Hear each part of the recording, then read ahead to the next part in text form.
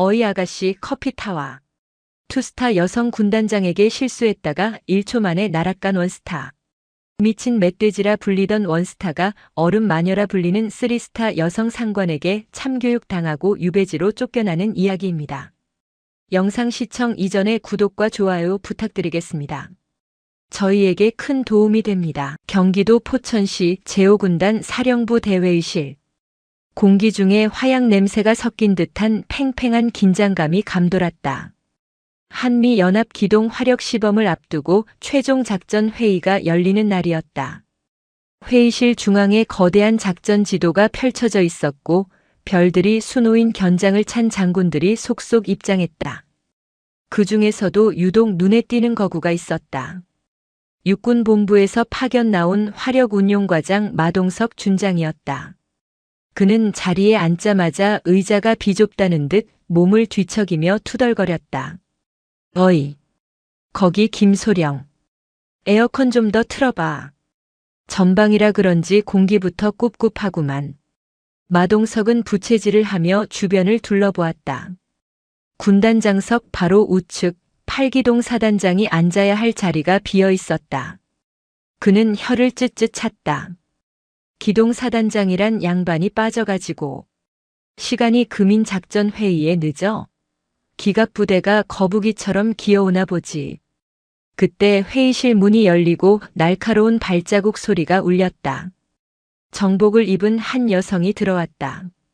단발머리에 차가운 인상, 그녀는 곧바로 비어있던 8기동 사단장 자리로 향했다. 마동석의 눈썹이 꿈틀했다. 그는 옆에 앉은 왕기춘 대령을 툭 치며 큰 소리로 말했다. 야, 왕 대령. 요즘은 사단장 비서가 회의실 자리까지 잡아주나 봐. 아주 상전이 따로 없구만. 아가씨, 거기는 커피 타주는 자리가 아니야. 저 뒤에 배석 장교 자리에 가서 앉아. 왕기춘 대령이 당황하여 마동석의 허벅지를 꼬집었지만 마동석은 멈추지 않았다. 그는 여성이 자신의 말을 무시하고 자리에 앉아 서류를 꺼내자 더욱 언성을 높였다. 이봐요. 내 말 안 들려? 여기가 어딘 줄 알고 엉덩이를 붙이고 있어. 여군들이 이래서 안 된다니까. 눈치도 없고 상황 파악도 안 되고. 전쟁 나면 총 대신 립스틱 들고 뛰어나갈 기세네. 어서 일어나지 못해? 좌중이 얼어붙었다. 5군단 참모들이 헛기침하며 고개를 돌렸다. 마동석은 자신이 분위기를 주도한다고 착각하고 의기양양하게 콧김을 내뿜었다. 그 순간 여성이 고개를 천천히 돌려 마동석을 바라보았다. 무표정한 얼굴이었지만 눈빛만은 전차 포신처럼 서늘했다. 그녀는 자리에서 일어나지 않은 채 테이블 위에 놓인 자신의 명패를 손가락으로 톡톡 두드렸다. 명패에는 이렇게 적혀 있었다. 제8기동 사단장 소장 서리사. 마동석의 시선이 명패에 꽂혔다. 소장. 별 2개. 그리고 사단장. 그의 입이 붕어처럼 뻐끔거렸다. 아, 아가씨가. 아니, 당신이. 서리사 소장이 낮고 차분한 목소리로 입을 열었다. 마동석 준장. 자네는 적군의 위치보다 아군의 계급장 식별이 더 어려운 모양이군. 기획 참모가 아니라 안과부터 다녀와야겠어. 그녀는 자리에서 일어나 마동석에게 천천히 다가갔다. 마동석은 압도적인 기세에 눌려 엉덩이를 들썩였다. 서리사는 마동석의 원스타 계급장을 손가락으로 가리켰다. 립스틱? 전쟁터에서 총 대신 그걸 들고 뛸 거라 했나. 내 장담하건대 내가 전차를 몰고 적진을 돌파할 때 자네는 참호 속에 숨어 울고 있을 것 같군. 상관에 대한 모독, 성별에 대한 비하, 그리고 작전회의 방해. 자네는 장군의 자격은커녕 장교의 자격도 없어. 회의실 문이 열리고 5군단장이 입장했다. 서리사 소장은 군단장에게 경례를 올린 뒤 마동석을 가리키며 말했다. 군단장님. 이번 화력 시범 작전에서 마동석 준장을 배제해 주십시오. 아군 식별도 못하는 자에게 화력 통제를 맡길 수 없습니다. 당장 8사단 예하 전차대대 대대장 대리로 보내 현장 지휘부터 다시 배우게 하겠습니다. 군단장이 고개를 끄덕였다. 서 장군 뜻대로 하게. 마동석 준장, 지금 당장 짐 싸서 철원으로 올라가게. 마동석의 얼굴이 붉은색을 넘어 흑빛으로 변했다. 화려한 육군본부 작전통에서 진흙탕 구르는 전차대대 대대장 대리로의 좌천. 그것은 지옥행 열차 탑승권이나 다름없었다. 강원도 철원군 8기동사단 예하 전차대대. 마동석은 대대장실에 앉아 소주를 병째 들이켰다. 창밖으로는 굉음을 내며 기동훈련 중인 K1의 전차들의 흙먼지가 보였다. 그는 분노를 참지 못하고 책상을 주먹으로 내려쳤다. 서리사. 독사 같은 여자. 내가 반드시 복귀해서 내년 눈에 피눈물 나게 해주마. 그는 자신이 당한 수모를 잊을 수 없었다. 기계화 학교 수석 졸업에 육군본부 핵심 보직만 거쳐온 자신이 고작 여자 사단장 하나 때문에 이 촌구석에 박혀있다는 사실이 견딜 수 없었다. 부대 분위기는 엉망이었다. 갑자기 낙하산으로 내려온 별 하나짜리 대대장 때문에 간부들은 숨도 제대로 못 쉬었다. 마동석은 화풀이 하듯 부하들을 쥐잡듯이 잡았다. 정비 상태가 이게 뭐야? 궤도에 흙 묻은 거 안 보여? 당장 다시 닦아. 그는 정비고를 돌며 소리쳤다. 그때 구석에서 기름투성이 작업복을 입은 김철민 하사가 전차 하부에서 기어나왔다. 대대장님, 3호차 엔진 쪽에 이상 소음이 들립니다. 변속기 오일도 누유가 의심됩니다. 기동 훈련을 중지하고 정밀 검사를 해야 합니다. 마동석은 김 하사를 위아래로 훑어보았다. 하사 나부랭이가 어디서 감히 작전 통제관한테 이래라 저래라야. 소리 좀 나는 거 가지고 훈련을 빼먹으려고. 군인 정신이 썩어 빠졌어. 하지만 정말 위험합니다. 기동 중에 멈추면 전복될 수도 있습니다. 시끄러워. 내가 전차만 30년을 봤어. 까라면 까. 당장 시동 걸고 연병장으로 끌고 나와. 마동석은 김하사의 헬멧을 툭 치며 무시했다. 그는 자신의 권위를 세우기 위해 무리한 기동 훈련을 지시했다. 안전 따위는 안중에도 없었다. 오직 상급 부대에 보여줄 완벽한 기동만이 필요했다. 비가 추적추적 내리기 시작했다. 철원의 붉은 흙바닥은 순식간에 진창으로 변했다. 육중한 전차들이 진흙을 튀기며 움직였다. 마동석은 지휘 장갑차 위에서 망원경으로 그 모습을 지켜보았다. 더 빨리. 속도 올려. 기동사단이 군뱅이처럼 기어가서야 되겠나. 무전기를 통해 그의 고함이 전차 승무원들의 귓가를 때렸다. 김철민 하사가 조종하는 3호차 전차가 굉음을 내며 속도를 높였다. 그러나 엔진 소리는 비정상적으로 컸고 배기구에서는 검은 매연이 뿜어져 나왔다. 마동석은 그 매연조차 박력 있다며 만족해했다. 그때였다. 쾅! 거대한 파열음과 함께 3호차 전차가 기우뚱했다. 무리한 과속과 정비 불량이 겹쳐 왼쪽 궤도가 끊어진 것이었다. 중심을 잃은 40톤짜리 강철 괴물은 진흙탕 위에서 미끄러지더니 옆으로 구르기 시작했다. 3호차 전복, 3호차 전복. 무전기에서 비명이 터져 나왔다. 굴러떨어진 전차는 배수로에 처박혀 거꾸로 뒤집혔다. 마동석은 얼어붙었다. 자신의 눈앞에서 벌어진 일을 믿을 수 없었다. 야, 뭐해? 가서 꺼내. 그는 소리쳤지만 발이 떨어지지 않았다. 주변에 있던 다른 전차들이 급정거하고 승무원들이 뛰어내렸다. 전차 내부는 아수라장이었다. 해치가 찌그러져 열리지 않았다. 안에서 기름 냄새가 납니다. 화재 위험이 있습니다. 구조하러 간 중대장이 다급하게 외쳤다.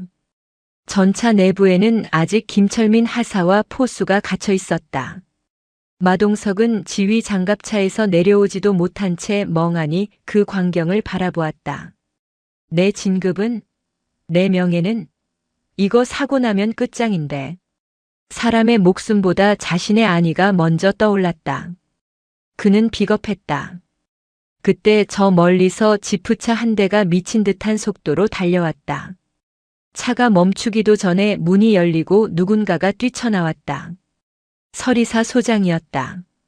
그녀는 불시 검열을 위해 내려오던 중 사고 소식을 듣고 달려온 것이었다. 그녀는 정복 차림 그대로 진흙탕 속으로 뛰어들었다.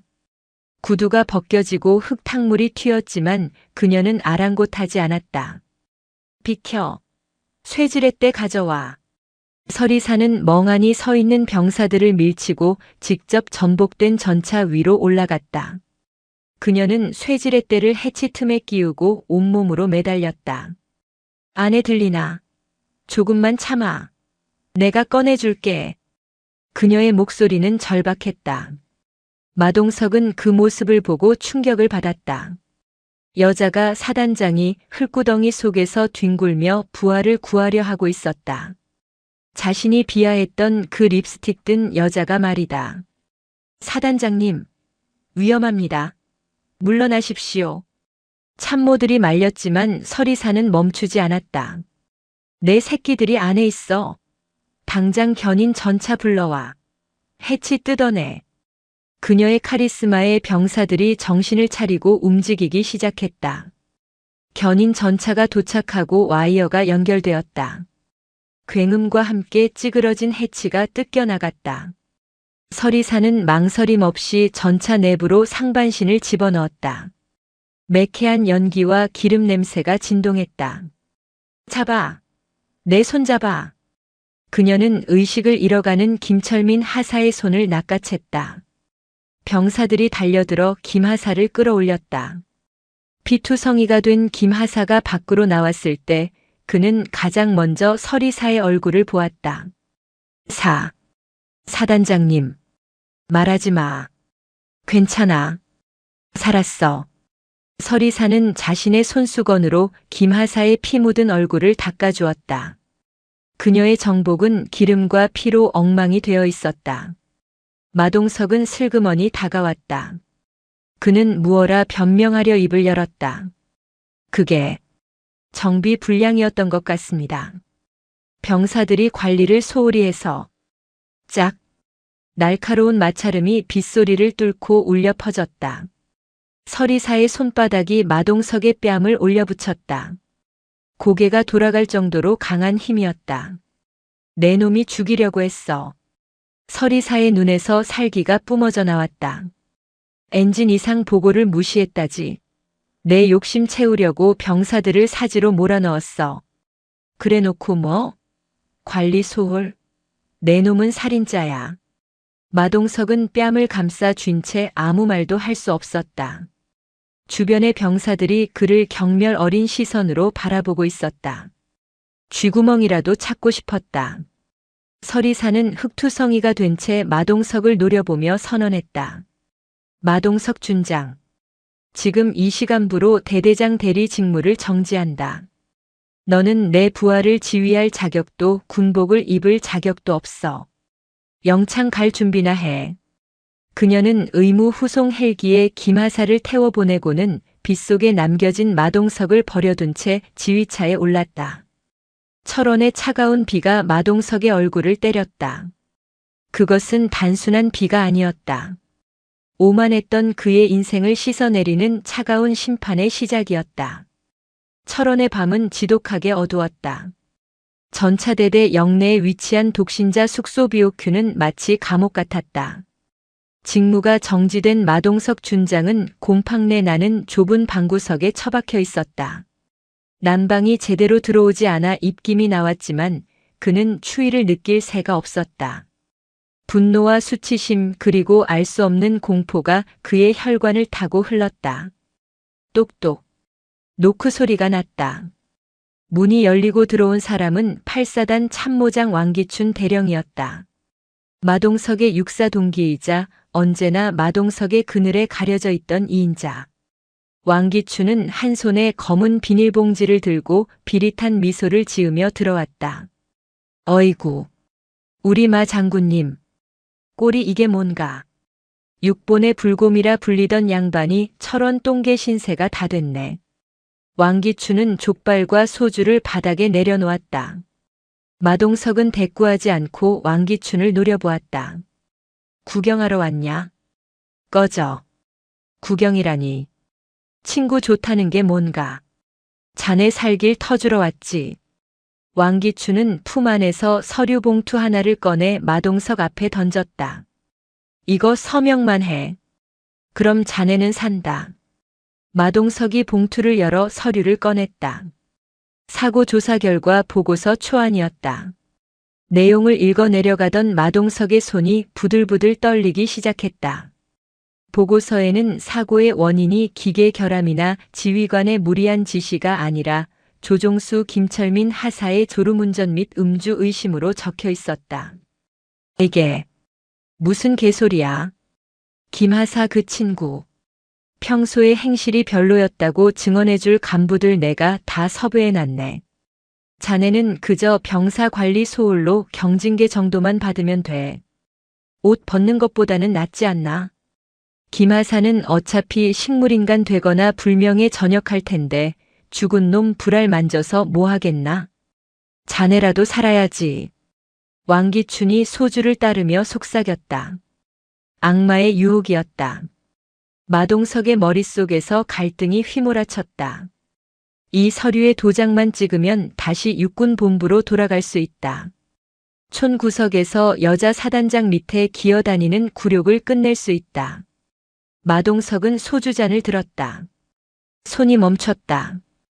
그의 뇌리에 빗속에서 피를 흘리며 끌려나오던 김철민 하사의 얼굴이 스쳐 지나갔다. 그리고 흙탕물을 뒤집어 쓴 채 자신을 노려보던 서리사 소장의 경멸 어린 눈빛이 떠올랐다. 내 놈은 살인자야. 마동석은 소주잔을 바닥에 집어 던졌다. 유리가 박살나며 파편이 튀었다. 야, 왕기춘. 마동석이 자리에서 일어났다. 거대한 덩치가 좁은 방을 가득 채웠다. 내가 아무리 쓰레기라도 부하 팔아먹고 사는 기생충은 아니다. 그리고 내가 전차 짬밥만 30년이다. 졸음운전으로 궤도가 끊어져? 지나가는 개가 웃겠다. 이 친구가 아직 상황 파악이 안 되나 본데. 자네 지금 벼랑 끝이야. 서리사 그 독사가 자네를 가만둘 것 같아? 군법 회의 가면 자네는 끝이야. 끝? 아니. 이제 시작이다. 마동석은 왕기춘의 멱살을 잡고 문 밖으로 내동댕이 쳤다. 가서 전해. 마동석이가 아직 안 죽었다고. 내 방식대로 해결한다고. 왕기춘을 쫓아낸 마동석은 겉옷을 챙겨 입었다. 그는 몰래 숙소를 빠져나와 위병소를 통과했다. 그가 향한 곳은 술집이 아닌 국군 수도병원 중환자실이었다. 면회 시간은 끝났지만 마동석은 간호장교를 힘으로 밀어붙이고 들어갔다. 김철민 하사는 온몸에 붕대를 감고 산소호흡기에 의지해 누워 있었다. 그 곁에는 김 하사의 어머니가 쪽잠을 자고 있었다. 마동석은 병상 앞에 섰다. 앳된 얼굴의 하사. 자신이 무시하고 짓밟았던 그 청년이 생사의 기로에 놓여 있었다. 마동석은 주머니에서 왕기춘이 주고 간 조작된 보고서를 꺼냈다. 그리고 그것을 잘게 찢어 쓰레기통에 처박았다. 그때 김 하사의 어머니가 인기척에 눈을 떴다. 그녀는 마동석의 계급장을 보고 황급히 일어나 고개를 숙였다. 아이고, 장군님 오셨습니까? 우리 철민이 좀 살려주십시오. 어머니는 마동석의 손을 잡고 울었다. 마동석은 그 손을 뿌리칠 수 없었다. 투박하고 거친 어머니의 손. 자신이 지켜야 했던 국민의 손이었다. 죄송합니다. 제가 못났습니다.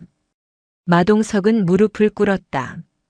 평생 누구에게도 고개 숙이지 않았던 그가 병사의 어머니 앞에서 바닥에 머리를 박았다. 차가운 병원 바닥의 냉기가 이마를 타고 전해졌다. 하지만 가슴 속에서는 뜨거운 불길이 타올랐다. 그것은 더 이상 욕망의 불길이 아니었다. 참회와 속죄의 불길이었다. 반드시 살려내겠습니다. 그리고 진실을 밝히겠습니다. 제 목을 걸고 약속합니다. 병원을 나선 마동석의 눈빛은 달라져 있었다. 그는 택시를 잡아타고 다시 부대로 향했다. 목적지는 숙소가 아니었다. 기름 냄새와 쇠 냄새가 진동하는 곳, 바로 전차 정비고였다. 새벽 3시의 정비고. 정막 속에 간간히 쇠 부딪히는 소리만 들려왔다. 마동석은 정복 상의를 벗어 던지고 러닝셔츠 차림으로 정비고에 들어섰다. 그의 근육질 몸에는 흉터들이 가득했다. 당직 사관이 놀라 달려왔다. 장군님, 여긴 출입 금지 구역입니다. 나가주셔야 합니다. 비켜. 내가 싼 똥 내가 치우러 왔다. 마동석은 사고가 난 3호차 견인되어 온 그 처참한 고철 덩어리 앞으로 다가갔다. 뜯겨나간 궤도 찌그러진 포탑. 그는 공구함을 열었다. 스패너를 집어드는 그의 손놀림은 익숙하고 거침없었다. 장군이 되기 전 소위 시절부터 전차 밑바닥을 기어다니며 익혔던 감각이 되살아났다. 야, 거기 라이트 좀 비춰봐. 졸고 있던 정비병들이 놀라 튀어나왔다. 별 하나 달린 장군이 기름통을 깔고 앉아 전차 하부를 뜯어내고 있었다. 병사들은 귀신을 본 듯 얼어붙었다. 뭐해? 라이트 비추라고. 변속기 드러내야 원인을 알 거 아냐? 마동석의 호통에 병사들이 허둥지둥 조명을 설치했다. 마동석은 전차 밑으로 기어 들어갔다. 시커먼 폐유가 얼굴로 뚝뚝 떨어졌지만 그는 닥지도 않았다. 리프트 가져와. 엔진 드러낸다. 날이 밝았다. 정비고 앞에는 구경꾼들이 모여들었다. 소문은 삽시간에 퍼졌다. 미친 불곰이 정비고에서 난동을 부린다는 소문이었다. 점심시간이 되자 서리사 사단장이 참모들을 대동하고 나타났다. 그녀는 팔짱을 낀 채 정비고 안을 들여다보았다. 마동석은 머리부터 발끝까지 기름 범벅이 된 채 전차 부품들과 씨름하고 있었다. 왕기춘 대령이 서리사 옆에서 이죽거렸다. 사단장님, 저것 보십시오. 장군이라는 작자가 채통 없이 기름밥이나 먹고 있습니다. 정신이 나간 게 분명합니다. 당장 헌병대 불러서 끌어내야. 조용히 해. 서리사가 왕기춘의 말을 잘랐다. 그녀의 시선은 마동석의 손에 고정되어 있었다. 마동석은 변속기 기어를 하나하나 분해하며 돋보기로 들여다보고 있었다. 그의 표정은 진지하다 못해 성스러워 보이기까지 했다. 마동석이 고개를 들었다. 서리사와 눈이 마주쳤다. 마동석은 경례도 하지 않고 불쑥 부품 하나를 들어보였다. 찾았습니다. 마동석이 기어나온 부품을 들고 서리사 앞으로 걸어왔다. 악취가 진동했지만 서리사는 피하지 않았다. 이게 사고 원인입니다. 변속기 내부의 유성 기어 베어링입니다. 이게 규격품이 아닙니다. 마동석이 베어링을 바닥에 던졌다. 챙그랑 소리와 함께 베어링이 힘없이 깨져버렸다. 원래 강철 합금이어야 할 베어링이 싸구려 주철로 만들어졌습니다. 고속 기동 시 발생하는 열과 압력을 견디지 못하고 깨져버린 겁니다. 그래서 궤도가 잠기고 전차가 뒤집힌 겁니다. 이건 정비 불량이 아니라 불량 부품 납품 비리입니다. 주변이 술렁거렸다. 왕기춘 대령의 얼굴이 사색이 되었다. 이 사람아. 그게 무슨 소리야? 우리 군수 시스템이 얼마나 철저한데. 철저? 웃기고 있네. 내가 이 부품 로트 번호 조회해봤어. 3년 전부터 보급된 부품들 전부가 다 이 모양이야. 누군가 중간에서 돈을 떼먹고 쓰레기를 납품받은 거지. 마동석의 눈이 왕기춘을 향해 번뜩였다. 사단장님, 8사단 전차 전수 조사가 필요합니다. 이 부품 들어간 전차들 기동하는 순간 다 시한폭탄입니다. 지금 당장 훈련 중지시키고 전량 교체해야 합니다. 서리사는 깨진 베어링 조각을 집어들었다. 그녀는 잠시 생각에 잠겼다. 곧이어 그녀가 입을 열었다. 왕기춘 참모장. 예. 사단장님. 헌병대장 불러. 그리고 군수참모 정비대장 지금 당장 집합시켜. 마동석 준장 말이 사실인지 지금 당장 확인한다. 서리사는 마동석을 바라보며 말했다. 만약 자네 말이 사실이라면 자네는 징계가 아니라 표창을 받아야겠군. 하지만 만약 틀렸다면 자네는 군법회의에서 가중처벌을 받게 될 거야. 자신 있나? 마동석이 기름 묻은 손으로 씩 웃었다. 하얀 이가 드러났다. 제 목을 걸라고 하셨죠? 이미 걸었습니다. 확인해 보십시오. 그날 오후 8사단 전체가 발칵 뒤집혔다. 정비대대 요원들이 무작위로 전차 10대의 변속기를 뜯어보았다. 결과는 충격적이었다. 10대 중 8대의 베어링이 미세하게 금이 가 있거나 마모가 심각했다. 마동석의 말이 사실이었다. 서리사는 즉시 상급 부대에 보고하고 해당 부품 납품 업체를 고발 조치했다. 그리고 사단 내 전차 가동 중지 명령을 내렸다. 그날 밤 마동석은 다시 정비고 구석에 쭈그리고 앉아 컵라면을 먹고 있었다. 하루 종일 아무것도 먹지 못해 손이 떨렸다. 그때 누군가 다가와 그의 앞에 식판을 내려놓았다. 서리사였다. 식판에는 따뜻한 밥과 제육볶음이 가득 담겨 있었다. 먹게. 밥값은 해야지. 마동석은 젓가락을 들다가 멈칫했다. 저기. 죄송했습니다. 뭐가?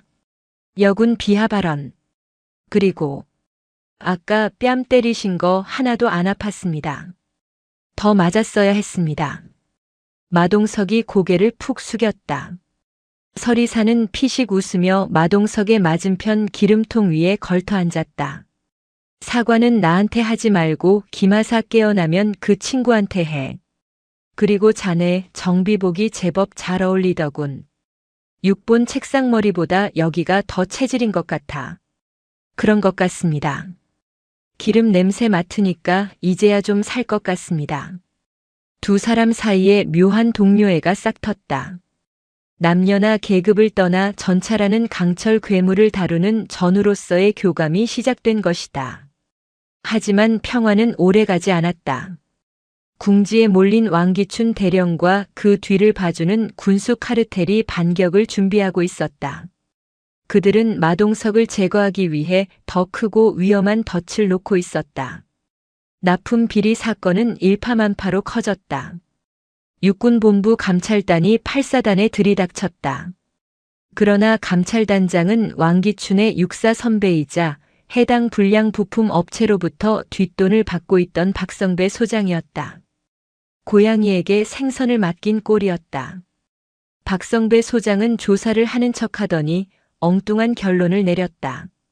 조사 결과 해당 부품은 규격 내 제품임이 판명되었다. 일부 파손은 야전 부대의 정비 불량과 과도한 험지 기동 훈련 탓이다. 따라서 마동석 준장이 제기한 의혹은 근거 없는 유언비어이며 이는 지휘 체계를 문란케 하는 하극상이다. 감찰 결과 발표장에서 마동석은 귀를 의심했다. 이게 무슨 개소리입니까? 눈이 삐었습니까? 저 깨진 베어링 안 보입니까? 마동석이 책상을 엎으며 난동을 부렸다.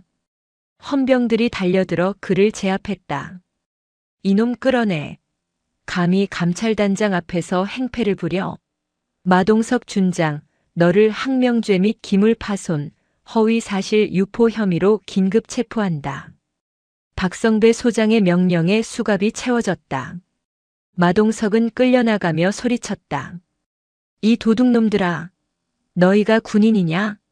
애들 목숨값으로 배 채우니까 좋냐? 마동석은 사단 영창 독방에 갇혔다. 모든 것이 끝난 것 같았다. 하지만 바깥 상황은 더욱 심각하게 돌아가고 있었다. 다음 주에 예정된 한미연합 대규모 기동훈련. 미군의 최신형 에이브럼스 전차와 한국군의 K1의 전차가 함께 작전을 수행하는 중요한 행사였다. 국방부 장관과 미 8군 사령관, 그리고 수많은 내외신 기자들이 참관할 예정이었다. 문제는 8사단의 전차들이었다. 불량 베어링을 교체하지 못한 채 훈련에 투입되어야 했다. 감찰단이 문제없음 판정을 내렸기에 서리사 사단장도 훈련 거부 명분이 없었다. 왕기춘은 마동석이 갇힌 영창을 찾아와 낄낄거렸다. 꺼봐. 내가 뭘 했어. 좋은 말로 할 때 들었어야지. 자네는 이제 끝났어. 이번 훈련 성공적으로 마치면 나는 장군 진급이고 자네는 불명예 전역이야. 훈련? 미쳤어? 그 전차들 끌고 나가면 다 퍼져. 사고 난다고. 걱정 마. 살살 몰면 돼. 보여주기만 잘하면 그만이야. 왕기춘이 사라진 뒤 마동석은 철창을 붙잡고 울부짖었다. 또다시 사고가 날 것이 뻔했다. 이번에는 한두 대가 아닐 수도 있다. 수십 명의 병사가 다치거나 죽을 수 있다. 나가야 해. 나가서 막아야 해. 그날 밤 폭우가 쏟아졌다. 천둥 번개가 철원의 하늘을 찢어 놓았다. 헌병들이 근무를 서며 꾸벅꾸벅 졸고 있을 때였다. 쾅! 쾅! 독방 안에서 짐승 같은 소리가 들렸다. 마동석이 온몸을 던져 낡은 철문을 들이받고 있었다. 그의 어깨뼈가 으스러질 듯 아팠지만 멈추지 않았다. 그는 과거 특수전 훈련 때 배웠던 기술로 문 경첩 부위를 집중적으로 타격했다. 끼기깃. 녹슨 경첩이 비명을 질렀다. 마동석은 마지막 힘을 짜내 발차기를 날렸다. 문이 뜯겨나갔다. 졸고 있던 헌병이 놀라 총을 겨눴지만 마동석은 순식간에 그의 총을 뺏고 명치를 가격해 기절시켰다. 미안하다. 나중에 벌은 달게 받으마. 마동석은 비를 뚫고 어둠 속으로 사라졌다. 그가 향한 곳은 사단 탄약고가 아니었다. 그는 정비대대 수송부로 달려가 2.5톤 트럭 한 대를 탈취했다. 부앙! 트럭이 굉음을 내며 위병소를 향해 돌진했다. 정지! 정지! 사격한다. 위병소 근무자들이 공포탄을 쏘았지만 마동석은 차단기를 부수고 뚫고 나갔다. 그의 목적지는 훈련장이었다. 내일 아침 훈련이 시작되기 전에 모든 전차의 기동을 물리적으로 막아야 했다. 어떻게 막지? 전차 100대를 혼자서 어떻게 막아? 운전대를 잡은 마동석의 눈에 광기가 서렸다. 방법은 하나뿐이었다. 훈련장의 유일한 진입로, 그곳을 봉쇄하는 것이다. 새벽 5시. 훈련장 입구인 문해리 사거리. 왕기춘 대령이 지휘하는 전차 대열이 웅장하게 이동하고 있었다. 선두 전차의 굉음이 새벽 공기를 갈랐다. 그때였다. 기악! 반대편 차선에서 2.5톤 트럭 한 대가 역주행으로 달려오더니 전차 대열 바로 앞에서 핸들을 꺾어 도로를 가로막았다. 트럭은 전복되며 거대한 파열음을 냈다. 뭐야? 저게 습격인가? 전차 대열이 급정거했다. 자칫하면 연쇄 추돌이 일어날 뻔한 아찔한 상황이었다. 왕기춘이 지휘차에서 뛰쳐나와 소리쳤다. 어떤 미친놈이야. 전복된 트럭의 운전석 문이 발로 차이며 열렸다. 피투성이가 된 마동석이 비틀거리며 기어나왔다. 그는 머리에서 흐르는 피를 닦으며 전차 대열을 향해 섰다. 그의 손에는 쇠지렛대 하나가 들려 있었다. 여기서 한 발짝도 못 지나간다. 마동석이 사자후를 토해냈다. 이 전차들 다 썩었어. 움직이면 다 죽어. 내가 죽기 전에는 아무도 못 지나가. 왕기춘은 경악했다. 탈옥한 마동석이 도로를 점거하고 시위를 벌이고 있었다. 뒤에서는 미군 전차 부대와 국방부 장관의 의전 차량이 다가오고 있었다. 이대로라면 훈련은커녕 국제적인 망신이었다. 저 반란군 놈. 쓰아. 당장 쏴버려. 왕기춘이 헌병들에게 발포 명령을 내렸다. 헌병들이 머뭇거리자 왕기춘이 직접 권총을 뽑아들었다. 비켜. 안 비키면 쏜다. 마동석은 쇠지렛대를 땅에 박고 가슴을 펴며 외쳤다. 쏴라. 내 시체를 밟고 가라. 하지만 내 부하들은 못 데려간다. 탕. 총성이 울렸다. 마동석의 어깨에서 피가 튀었다. 하지만 그는 쓰러지지 않았다. 오히려 더 무서운 눈으로 왕기춘을 노려보며 한 발짝 다가갔다. 고작 그거냐? 더 쏴봐. 내 심장에 박아보라고. 광기와 진심이 뒤섞인 마동석의 외침이 훈련장에 메아리쳤다. 전차 승무원들은 해치를 열고 나와 그 광경을 지켜보았다. 그들의 눈에 비친 마동석은 더 이상 비겁한 지휘관이 아니었다. 병사들을 지키기 위해 홀로 거대한 군대에 맞선 고독하고 처절한 괴물이었다. 그때 대열 뒤쪽에서 헬기 소리가 들려왔다. 서리사 사단장의 지휘 헬기였다. 헬기가 마동석과 왕기춘 사이의 도로 위에 낮게 떴다. 거센 하강풍이 두 사람을 덮쳤다. 마동석은 헬기를 올려다보며 씩 웃었다. 왔군. 이제 판을 뒤집을 시간이다. 새벽에 무내리 사거리는 전쟁터를 방불케 했다. 뒤집힌 트럭에서 피어오르는 검은 연기, 빗발치는 빗줄기, 그리고 도로를 가로막은 채 피를 흘리며 서 있는 한 남자 마동석 준장. 왕기춘 대령의 총구에서 연기가 피어올랐다. 마동석의 어깨를 뚫고 지나간 총알은 그의 육체뿐만 아니라 그 자리에 있던 모든 군인들의 양심을 관통했다. 두두두두. 서리사 소장의 지휘 헬기가 굉음을 내며 도로 한복판에 착륙했다. 거센 하강풍에 왕기춘은 몸을 가누지 못하고 뒷걸음질 쳤다. 헬기 문이 열리고 서리사 소장이 뛰어내렸다. 그녀의 뒤로는 카메라와 마이크를 든 기자들이 우르르 쏟아져 나왔다. 왕기춘의 얼굴이 사색이 되었다. 기자들, 사단장님 이게 무슨 짓입니까? 서리사는 대답 대신 왕기춘의 정강이를 군화발로 걷어찼다. 억소리와 함께 왕기춘이 바닥에 나뒹굴었다. 서리사는 쓰러진 왕기춘을 지나쳐 피투성이가 된 마동석에게 달려갔다. 마동석, 정신 차려. 마동석은 쇠지렛대에 몸을 의지한 채 거친 숨을 몰아쉬고 있었다. 그의 시야는 흐릿했지만 눈앞에 선 서리사의 모습만은 선명했다. 오셨습니까? 좀 늦으셨습니다. 이 미련한 곰 같은 놈. 죽으려고 작정했어? 서리사는 자신의 손수건으로 마동석의 지혈을 시도했다. 그때 왕기춘이 비틀거리며 일어나 소리쳤다. 찍지 마. 카메라 꺼. 이건 군사 기밀이다. 헌병 뭐해. 저 기자들 다 체포해. 왕기춘이 발악했지만 헌병들은 움직이지 않았다. 이미 카메라 플래시는 쉴 새 없이 터지고 있었고 마동석이 목숨 걸고 막아선 전차 대열의 모습은 실시간으로 전파를 타고 있었다.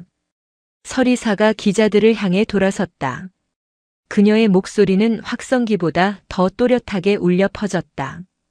지금부터 대한민국 육군 8기동사단은 예정된 기동훈련을 전면 중단합니다. 또한 현 시간부로 전차 정밀 검사를 언론 앞에서 공개적으로 실시하겠습니다. 사단장님, 미치셨습니까? 국방부 장관님이 보고 계십니다. 왕기춘이 달려들려 하자 마동석이 남은 한 팔로 쇠지렛대를 휘둘러 그의 앞을 막았다. 건드리지 마. 지금부터가 진짜 훈련이다. 서리사는 즉석에서 정비대장을 호출했다. 가장 선두에 있는 1호차 전차. 지금 당장 변속기 뜯어서 베어링 상태 확인해. 기자들이 볼 수 있게 높이 들어올려. 정비병들이 달려들었다. 수백 개의 눈과 카메라 렌즈가 그들의 손끝을 주시했다. 윙하는 전동 공구 소리가 빗소리를 갈랐다. 잠시 후 육중한 변속기 커버가 열리고 내부가 드러났다. 정비대장이 떨리는 손으로 베어링 하나를 꺼냈다. 그리고 그것을 카메라 앞으로 가져갔다. 보십시오. 금이 가 있습니다. 아니, 이미 반쯤 깨져 있습니다. 플래시가 폭죽처럼 터졌다. 왕기춘은 다리에 힘이 풀려 주저앉았다. 이게 왜? 마동석이 비틀거리며 왕기춘 앞으로 다가갔다. 왜긴, 내 놈이 썩은 고기를 먹였으니까 탈이 난 거지. 마동석은 왕기춘의 멱살을 잡고 기자들 앞으로 끌고 갔다. 이자가 주범입니다. 병사들의 목숨값으로 불량 부품을 납품받고 진실을 밝히려는 부하에게 총을 쏜 살인 미수범입니다. 왕기춘은 고개를 숙인 채 부들부들 떨었다. 현장에 있던 헌병대장이 다가왔다. 그는 왕기춘에게 격려하지 않았다. 대신 수갑을 꺼냈다. 왕기춘 대령, 당신을 군용물 절도, 살인 미수, 직권 남용 혐의로 긴급 체포합니다. 철컥. 차가운 금소금이 울렸다. 마동석은 그 소리를 들으며 비로소 쇠지렛대를 놓았다. 깡소리와 함께 쇠막대가 바닥에 떨어졌다. 긴장이 풀린 마동석의 몸이 앞으로 기울었다. 마동석. 서리사가 그를 받아 안았다. 흙탕물 바닥에 함께 쓰러진 두 사람. 마동석은 흐려지는 의식 속에서 서리사의 옷깃을 잡았다. 사단장님, 아직 안 끝났습니다. 몸통을 잡아야 합니다. 알리까 걱정 말고 쉬어. 이제 내가 할게. 마동석은 희미한 미소를 지으며 눈을 감았다. 멀리서 구급차 사이렌 소리가 들려오고 있었다. 철원의 아침 해가 빗구름 사이로 비치며 쓰러진 영웅과 그를 아는 지휘관을 비추었다. 그것은 부패의 어둠을 걷어내는 서광이었다. 국군 수도병원 VIP 병실이 아닌 일반실 구석. 마동석은 어깨에 붕대를 감은 채 링거를 뜯어내고 있었다. 간호장교가 기겁하며 말렸지만 소용없었다. 누워 계셔야 합니다. 총상 환자가 이러시면 안 됩니다. 나 마동석이야. 이까지 생채기로 안 죽어. 지금 누워있을 시간이 없어. 마동석이 환자복 위에 사복 점퍼를 걸쳐 입을 때 병실 문이 열리고 서리사 소장이 들어왔다. 그녀는 과일 바구니 대신 두툼한 서류 가방을 들고 있었다. 역시 불곰은 불곰이군. 벌써 일어나다니. 사단장님, 왕기춘이 불었습니까? 아니, 입을 꽉 다물고 있어. 자기가 다 뒤집어 쓰고 갈 작정인가 봐. 배후에 누가 있다는 증거겠지. 서리사는 서류 가방을 침대 위에 펼쳤다. 이건 납품업체 K테크의 법인 등기부 등본과 자금 흐름표야. 아주 교묘하게 세탁해놨더군. 하지만 냄새가 나. 이 자금줄의 끝에 육군본부 군수사령부 그리고 감찰단장 박성배가 있어. 마동석이 주먹을 쥐었다. 박성배. 그 너구리 같은 놈이 몸통이었군요. 문제는 물증이야. 왕기춘이 입을 다물면 박성배까지 닿을 길이 없어. 박성배는 꼬리 자르기를 시도할 거야. 이미 언론 플레이를 시작했어. 왕기춘 개인의 일탈이라고. 마동석의 눈이 번뜩였다. 물증이 없으면 만들면 됩니다. 아니, 찾으러 가면 됩니다. 어디로? K테크 본사. 그리고 박성배의 비밀 금고. 영장도 없이? 그건 불법이야. 합법으로 하다가 여기까지 왔습니다. 독사 잡으려면 굴 속으로 손을 집어넣어야죠. 제가 하겠습니다. 사단장님은 옷에 흙 묻히지 마십시오. 서리사가 피식 웃었다. 마동석, 나를 뭘로 보고. 자네 혼자 영웅 놀이하게 둘 것 같나? 같이 가. 내 방식대로 지원할 테니까. 그날 밤 서울 강남의 한 유흥가. 간판도 없는 고급바의 지하 주차장으로 검은색 승합차 한 대가 들어왔다. 차에서 내린 것은 번거지를 쓴 마동석과 사복 차림의 8사단 정비대원들이었다. 그들은 스패너와 망치 대신 야구 방망이와 쇠파이프를 들고 있었다. 이곳은 K테크 사장이 운영하는 불법 도박장이자 박성배가 뒷돈을 챙기는 비밀 아지트였다. 문부서. 마동석의 지시에 정비대원들이 셔터를 부수고 난입했다. 도박을 하던 조폭들과 사장이 놀라 뛰어올랐다. 뭐야? 니들 어디서 왔어? 조폭들이 칼을 꺼내 들고 덤벼들었다. 하지만 그들은 상대를 잘못 골랐다. 매일 수십 톤짜리 전차와 씨름하며 근육을 키운 정비병들의 파워는 상상을 초월했다. 마동석은 한 팔을 못 쓰지만 남은 한 팔만으로 조폭들을 볼링핀처럼 쓰러뜨렸다. 사장 나와. 박성배 장부 어디 있어? 마동석이 K테크 사장의 멱살을 잡고 테이블 위로 던졌다. 모릅니다. 저는 그냥 바지 사장입니다. 거짓말하면 손가락 하나씩 부러뜨린다. 마동석이 사장의 손을 잡고 뒤로 꺾으려는 순간 사장의 품에서 스마트폰이 떨어졌다. 마동석은 폰을 주워들었다. 잠금이 걸려 있었지만 정비대 에이스인 통신병장이 노트북을 연결해 순식간에 잠금을 풀었다. 찾았습니다. 통화 녹음 파일 그리고 이중 장부 엑셀 파일입니다. 그때 밖에서 사이렌 소리가 들렸다. 경찰이 출동한 것이다. 박성배가 손을 쓴 것이 분명했다. 장군님, 경찰입니다. 포위됐습니다. 젠장. 여기까지 와서 잡힐 수는 없어. 마동석은 사장을 기절시켜 어깨에 둘러엎었다. 뒷문으로 뚫는다. 나를 따르라. 그들이 뒷문을 박차고 나가자 무장 경찰들이 총을 겨누고 있었다. 꼼짝없이 갇힌 상황. 그때 하늘에서 눈부신 서치라이트가 비쳤다. 군용 헬기였다.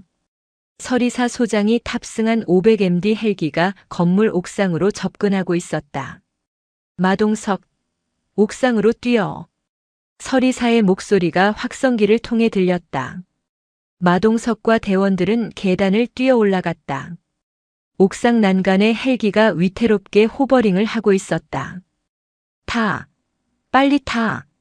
마동석은 사장을 짐짝처럼 헬기에 던져넣고 자신도 뛰어 올랐다. 경찰들이 옥상 문을 열고 나왔지만 헬기는 이미 서울의 밤하늘로 솟아오르고 있었다. 헬기 안에서 마동석은 가쁜 숨을 몰아쉬며 서리사를 보았다. 사단장님, 이거 징계감 아닙니까? 민간 지역의 군용 헬기라니요. 서리사는 선글라스를 고쳤으며 쿨하게 대답했다. 긴급 작전 수행 중이었다고 보고하면 돼. 그리고 자네가 말했잖아. 독사 잡으려면 굴 속에 들어가야 한다고. 이 정도 판은 깔아줘야 불곰이 춤을 추지 않겠나. 두 사람은 서로를 보며 씩 웃었다. 그들의 손에는 박성배와 거대 군수 카르텔을 무너뜨릴 결정적인 증거가 쥐어져 있었다. 이제 마지막 심판만이 남아 있었다. 육군본부 보통군사법원 대법정. 대한민국 창군 이래 최대의 방산 비리 사건 재판이 열리는 날이었다. 방청석은 기자들과 군인 가족들, 그리고 분노한 시민들로 가득 찼다. 피고인석에는 수갑을 찬 왕기춘 대령과 K테크 사장이 앉아 있었다. 하지만 가장 중요한 인물, 박성배 소장은 증인석이 아닌 장성급 지휘관 특별관람석에 거만하게 앉아 있었다. 그는 아직 기소되지 않았다. 꼬리 자르기에 성공했다고 믿고 있었기 때문이다. 검찰관이 공소 사실을 낭독했지만 내용은 왕기춘 개인의 비리로 축소되어 있었다. 방청석에서 야유가 터져 나왔다. 조용히 하십시오. 재판장이 의사봉을 두드렸다. 그때 법정 문이 열리고 마동석 준장이 들어왔다.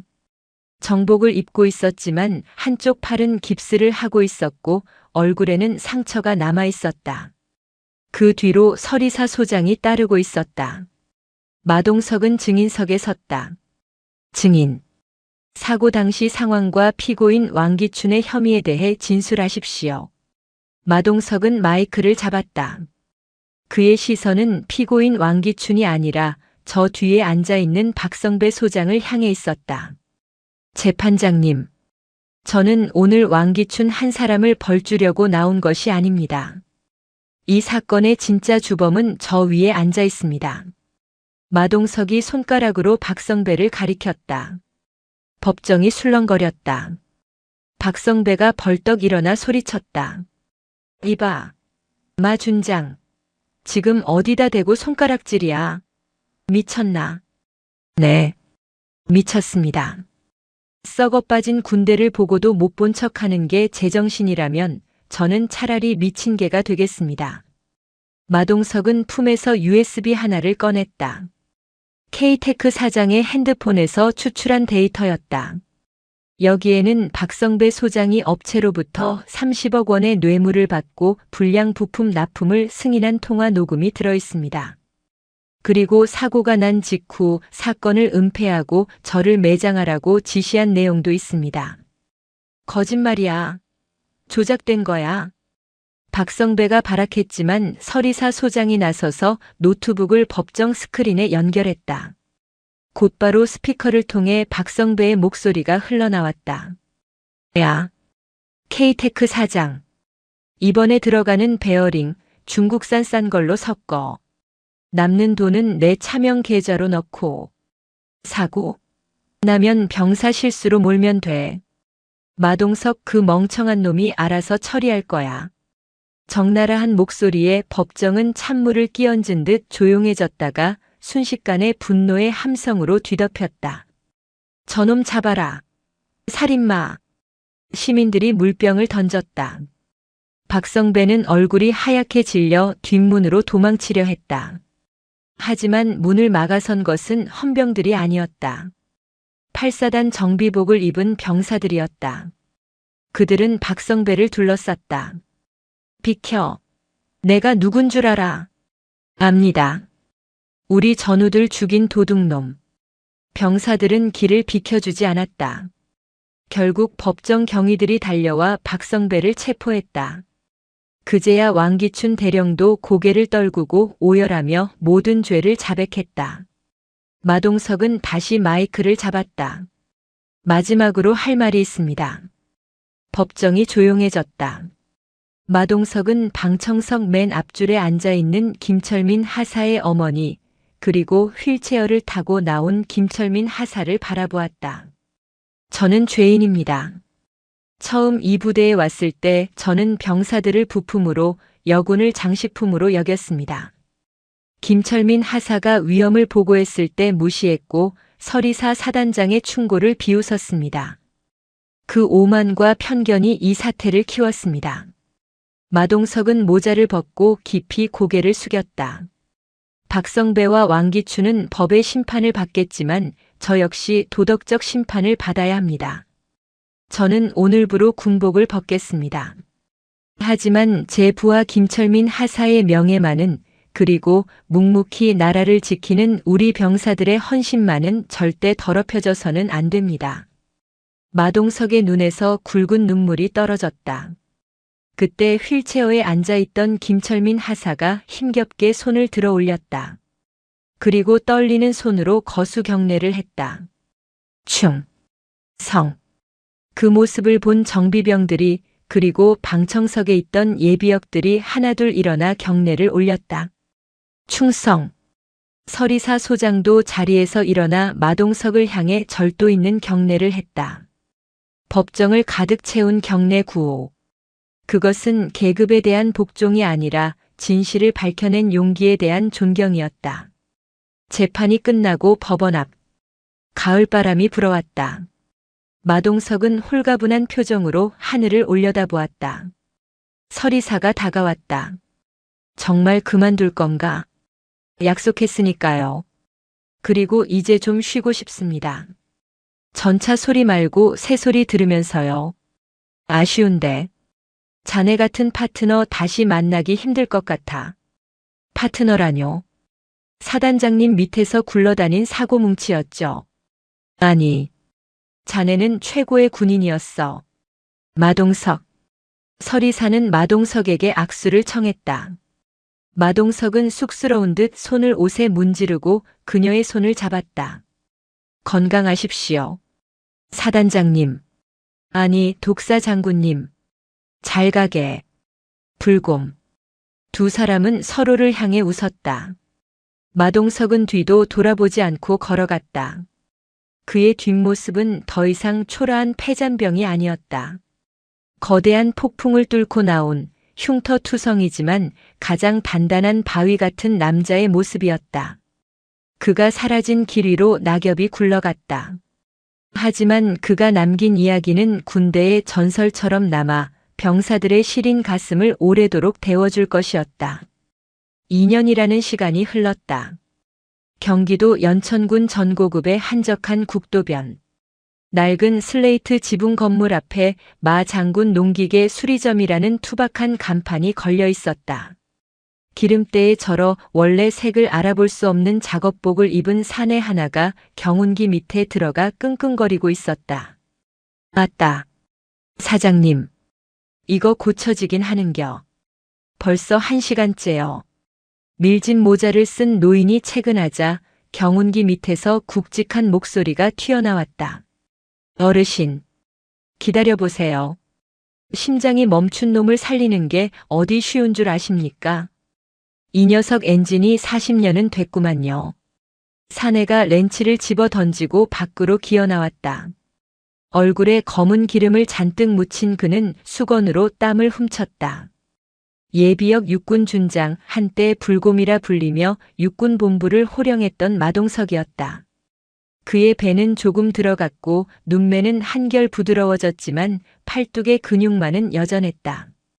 그는 능숙하게 경운기 시동줄을 잡아당겼다. 탈탈탈탈. 죽어가던 경운기가 힘찬 배기음을 토해냈다. 꺼봐요. 제가 못 고치는 기계는 없다니까요. 노인은 신이 나서 마동석의 손에 꼬깃꼬깃한 지폐 몇 장과 직접 캔 고구마 봉지를 쥐어주었다. 고마워. 역시 장군님 기술이 최고요. 마동석은 허허 웃으며 배웅했다. 장군님이라는 호칭은 이곳 동네 사람들에게 그저 별명 같은 것이었다. 그가 진짜 별을 달았던 장군이었다는 사실을 아는 사람은 드물었다. 그저 힘세고 기술 좋은 털보 사장님일 뿐이었다. 점심시간이 되자 마동석은 가게 한 구석 평상에 앉아 자장면을 비볐다. 텔레비전에서는 뉴스가 흘러나오고 있었다.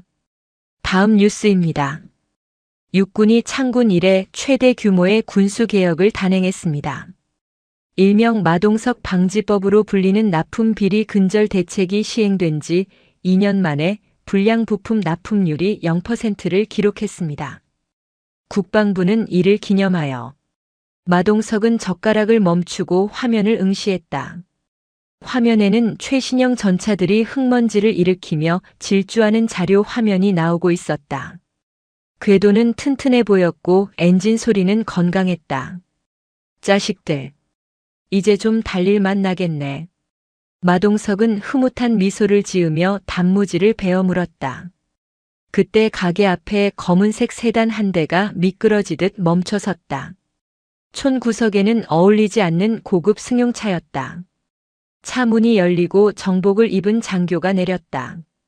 어깨에 무궁화 3개 대령 계급장을 단 사내였다. 그는 가게 안을 두리번거렸다. 여기가 마동석 장군님 계신 곳입니까? 마동석은 입가에 춘장을 묻힌 채 심드렁하게 대답했다. 장군은 죽었고 여기는 농기계 수리공 마씨만 있소. 뭐 고치러 왔소? 대령은 마동석을 보자마자 각 잡힌 자세로 경례를 올렸다. 충성. 육군 제8기동사단 참모장 대령 최영수입니다. 사단장님의 명을 받고 모시러 왔습니다. 사단장? 서리사 그 양반 말인가? 예, 그렇습니다. 내일 8사단에서 특별한 행사가 있습니다. 장군님께서 꼭 참석해 주셔야 한다고 하셨습니다. 대령은 정중하게 초대장을 내밀었다. 금박이 박힌 초대장에는 제3전 차대대 재창설 및 신형 K122 전차 전력화 기념식이라고 적혀 있었다. 제3전 차대대.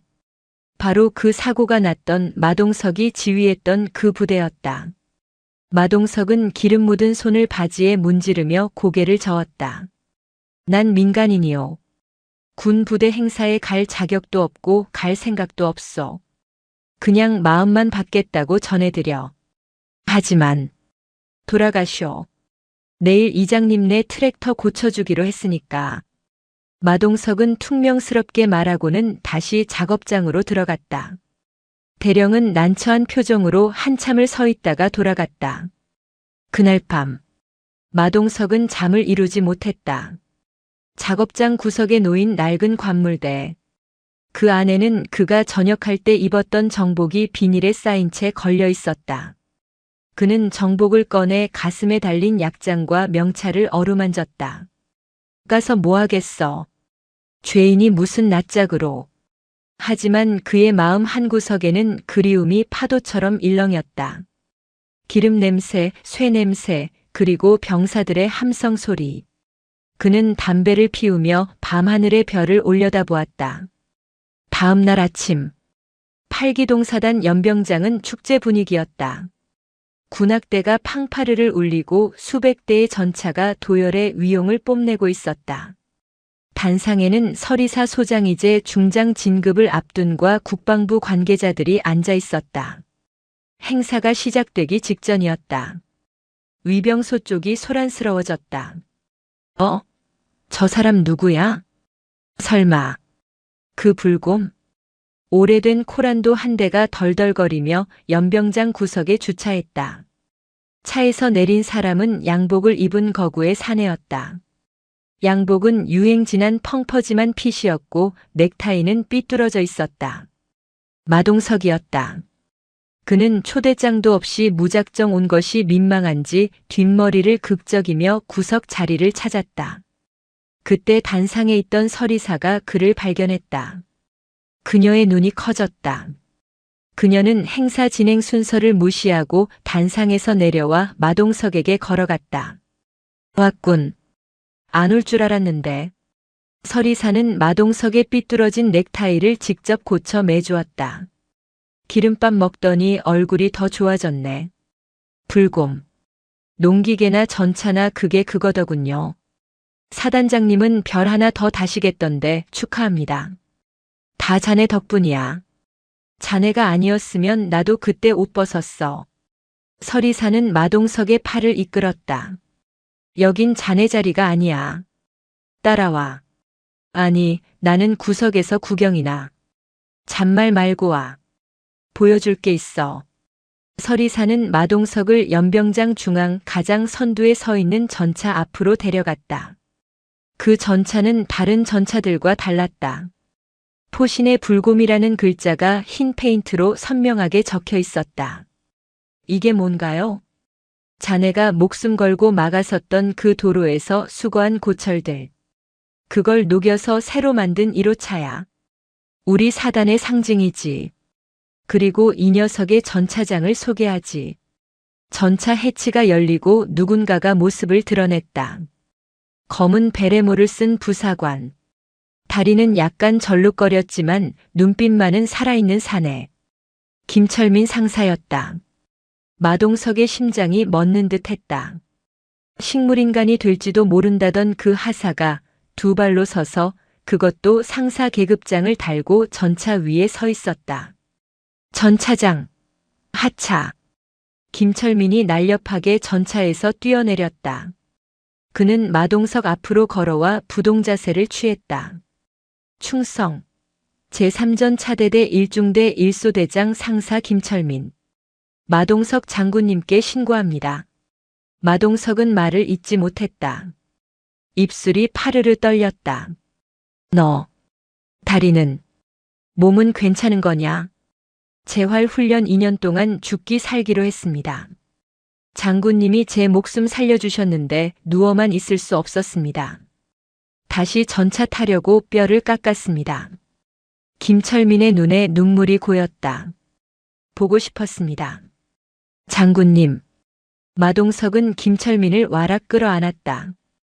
투박한 두 사내가 연병장 한복판에서 서로를 부둥켜 안고 울었다. 주변에 있던 병사들이 그리고 간부들이 하나둘 박수를 치기 시작했다. 박수 소리는 점점 커져 함성이 되었다. 마동석, 마동석. 누군가 연호하자 수천 명의 장병들이 발을 구르며 그의 이름을 외쳤다. 비리 장군이라는 오명을 쓰고 떠났던 그가 영웅이 되어 돌아온 순간이었다. 서리사가 마이크를 잡았다. 오늘 이 자리는 단순한 전력화 행사가 아닙니다. 2년 전 썩어 빠진 관행과 타협하지 않고 자신의 모든 것을 던져 우리를 지켜준 한 참군인을 기리는 자리입니다. 마동석 예비역 장군, 단상으로 올라와 주십시오. 마동석은 손사래를 쳤지만 김철민 상사와 병사들이 그를 행갈에 태우듯 단상으로 밀어 올렸다. 마이크 앞에 선 마동석.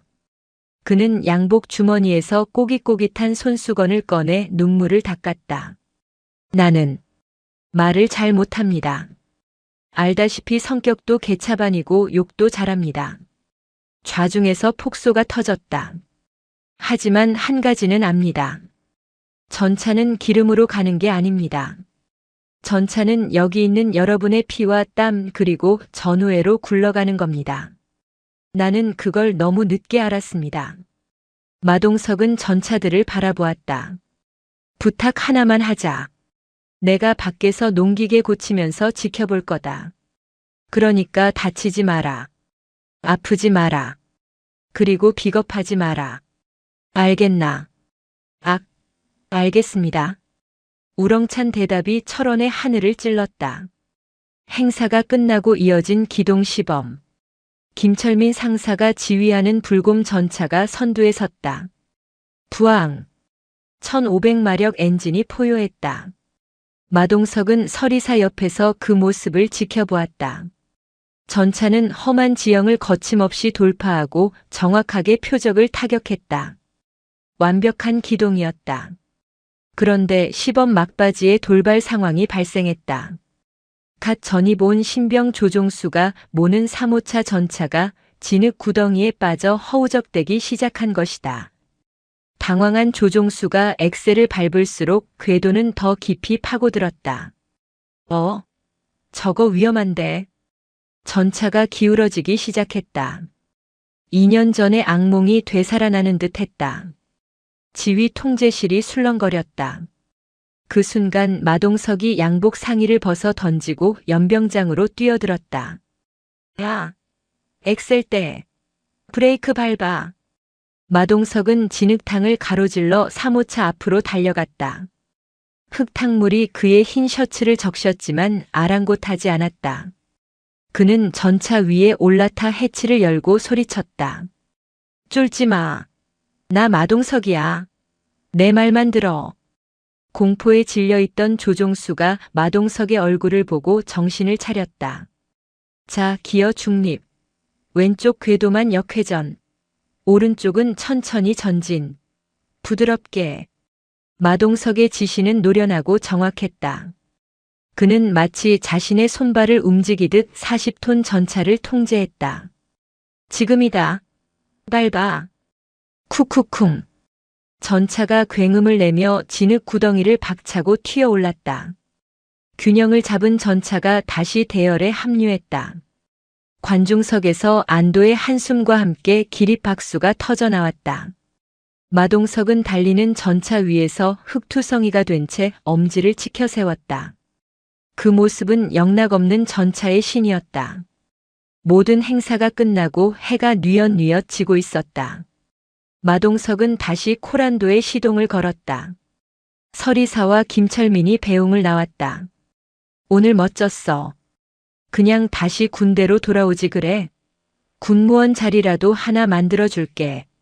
서리사가 농담처럼 던졌다. 됐습니다.